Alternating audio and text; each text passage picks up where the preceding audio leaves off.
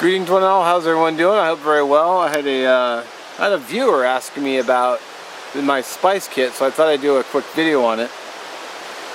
So it's just a leather case. I bought it off a gentleman, I believe Facebook, from the Wolf Customs page, and I didn't think about it until I was driving out here, but I think I might jump on the page with a photo of this and see if someone, either the maker or whoever made it,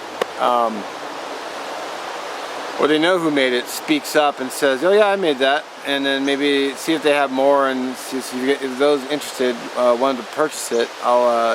Maybe I'll do another video and put the contact info out there for you.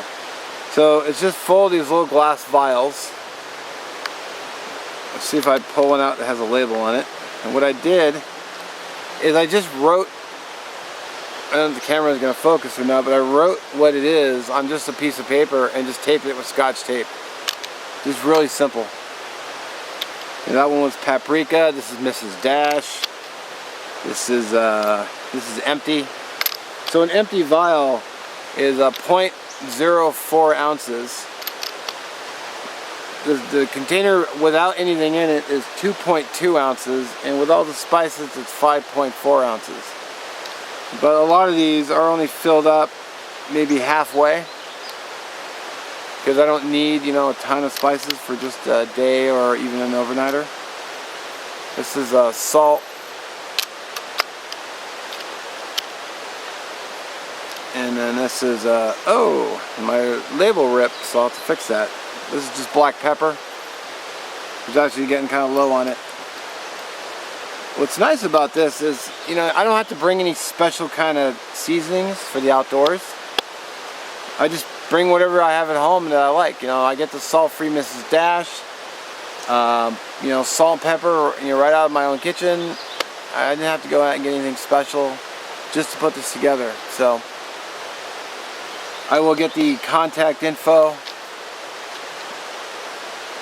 Hopefully find the maker or someone who knows the maker and see if he has more, how many he has, and if I can, get you the contact info. So, just a quick little video. Really cool spice kit. I've been really liking it. I don't always bring it.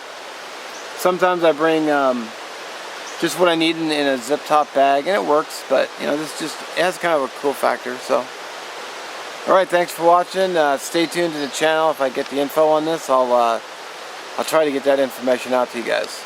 All right, thanks for watching. We'll catch you in the next one.